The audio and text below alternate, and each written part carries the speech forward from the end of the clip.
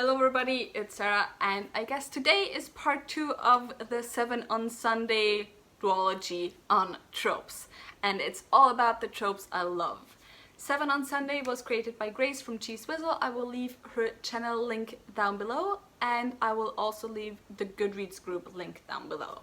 Similar to last week when I talked about my least favorite tropes in fiction, which I will leave link down below and up there. This week I had a bit of a hard time with choosing which tropes I want to talk about, because again, I do not really have favorite or least favorite tropes a lot of the times. Most of the time for me it's all down to the execution.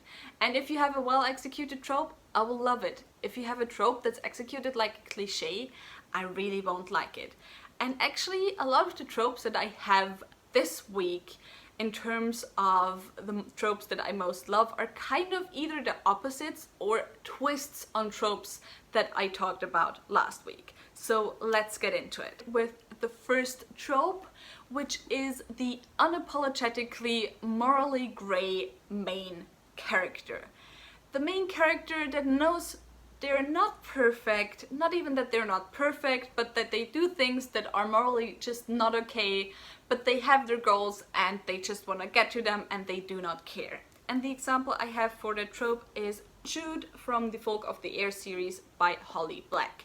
I know that Jude is generally really polarizing on the Booksternet sphere, but I really enjoyed reading from her perspective. I really enjoyed that she does not care what she has to do. She wants power, she wants to not be played around with anymore, and she's going to do what she has to do to get to a point where she has enough power to just be reckoned with. And I have to say, I just really enjoyed that, because you don't get to see it a lot in YA. You get it a lot more, especially in grim dark fantasy, where of course it's kind of the point that you have morally grey main characters.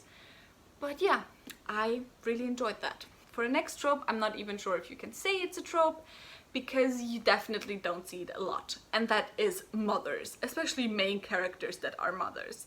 I love mothers. They are my favorite character trope. Although the way they are usually done, I don't like it, because I don't like the side character mother that's only there to motivate the hero or whatever.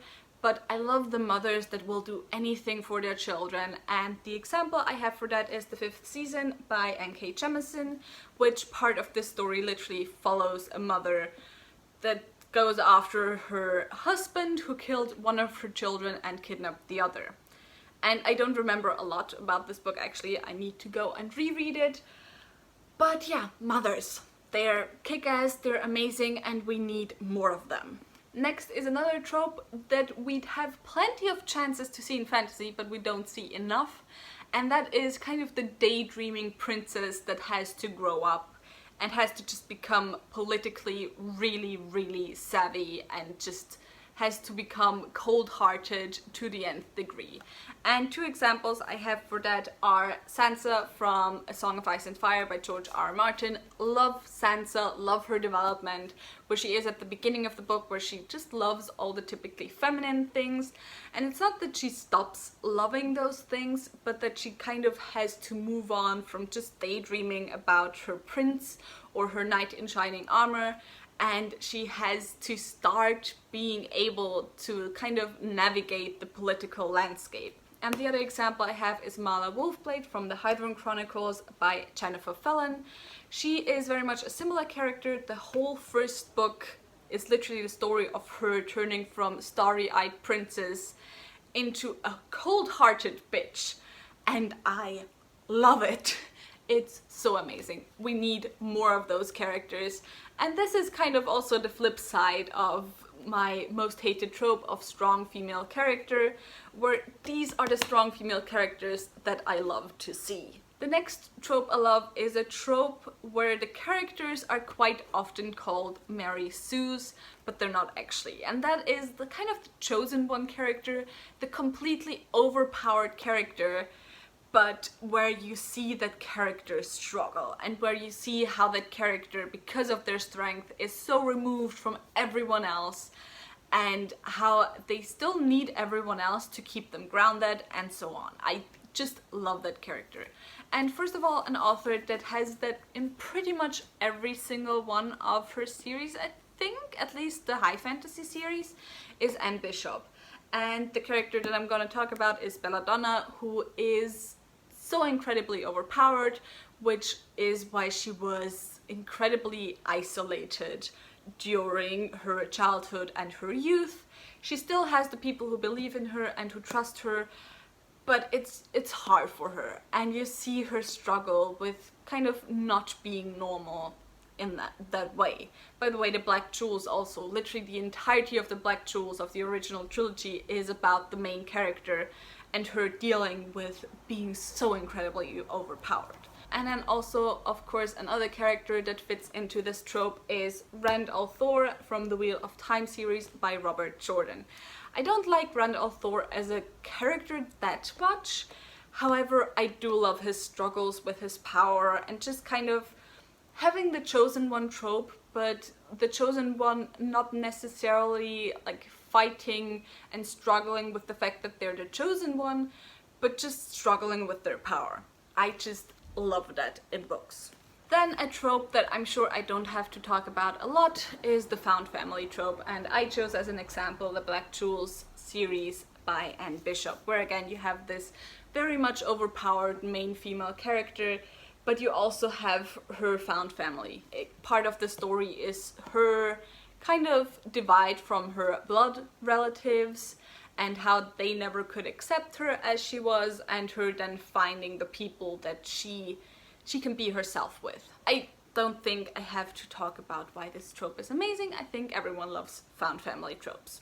The next trope I love kind of is a subsection of the found family trope, but it's my favorite part of found family, so I'm giving it its extra spot, and that is the grumpy mentor who takes in often a young girl, and kind of over the course of her training they kind of fall in love as a family, and they start really caring about each other, and it's just so beautiful. And the example I have for that, I don't know if I uploaded that video already or if it's gonna come in the next week, but I just filmed my favorite relationships of all time video, and this relationship is in there, and that is Idol and Nihal from the Chronicles of the Emerged World by Licia Troisi.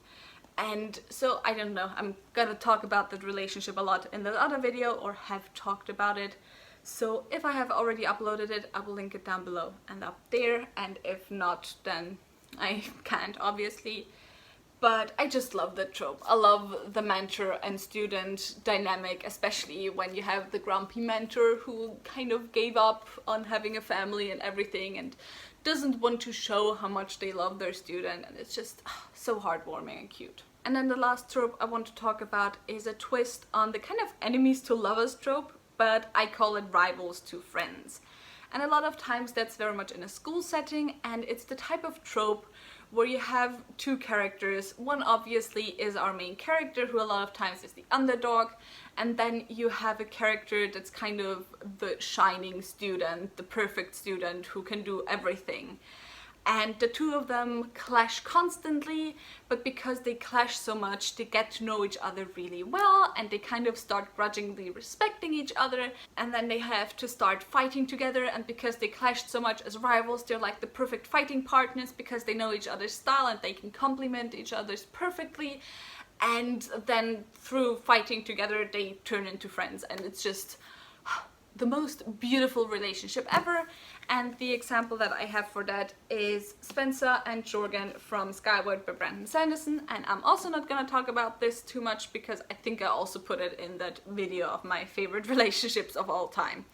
So yeah, that's my last trope, and that was it for this video. If you enjoyed this video, maybe think about giving me a thumbs up and also maybe subscribing. Tell me in the comments down below what your favorite tropes of all time are and what you think of the tropes that I talked about. All the links to my social media are in the description box down below, so go and check those out. Also all the links to my book club where we read adult high fantasy written by women is also down below, and I hope I'll see you soon. Bye!